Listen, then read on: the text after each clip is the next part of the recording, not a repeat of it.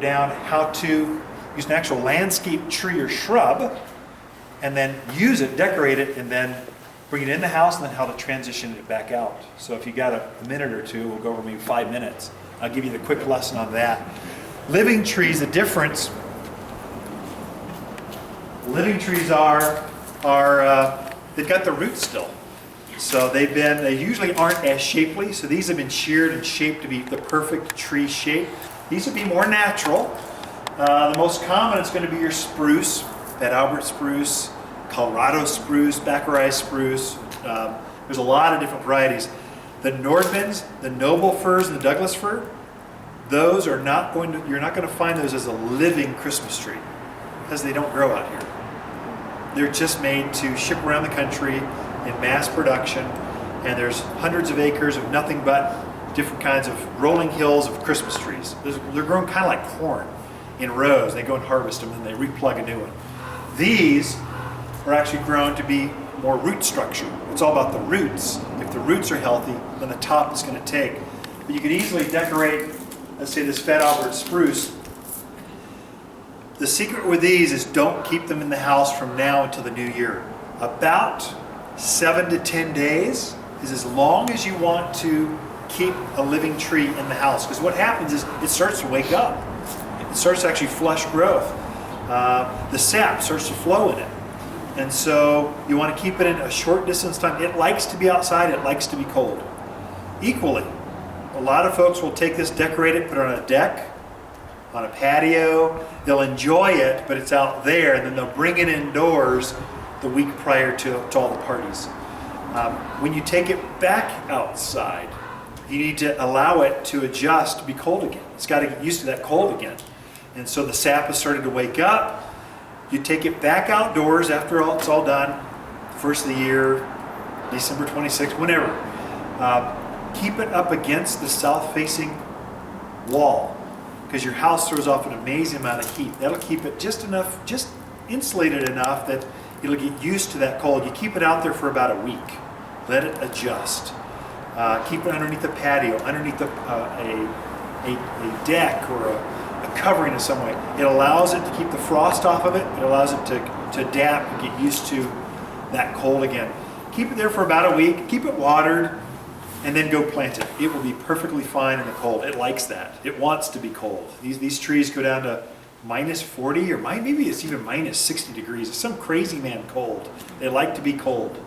So that's why they do so well here. Go ahead and plant it. We've got a handout on just that, how to do living trees. The other little tidbit I can give you, two things. One, when you water them inside, water them with ice cubes. Ice cubes, just a tray a day or so. As they slowly melt, it'll keep the roots cool. And then also, it's like an artificial drip system. So it helps the plant take up more moisture as it's using up that moisture. It will use moisture in the house, especially with that furnace going. Keep all the heat registries, keep it away from the fireplace. Don't let heat blow right on it, because it'll wake it up even faster. That, and this is a grower's bucket. It does have holes in the bottom of it. I've had some customers over the years make the mistake, they put it on their wood floor, and water comes through, and then it's stained, it left a ring there. So put a saucer, something underneath it. Maybe that's where you take that Christmas tree protector, that diaper for a cut Christmas tree, use it underneath for your living trees. It'll absorb the moisture and keep you from steaming the carpet, that kind of stuff. Just school of hard knocks from other gardeners. Those are the things you use. Then just pick the variety that you like, the size that you like. If they tend to be a little shorter for your budget, put it on a box, raise it up. It's more room for gifts. There's some things you can do to get more value to it. But I think good choices. Arborvitae, probably the closest I have to the Douglas fir. A little hard to decorate, but I just saw on Facebook someone posted their Charlie Brown tree, a crooked white pine they're going to plant. One red ball. It was classic. The most popular would be your Colorado, your spruce trees.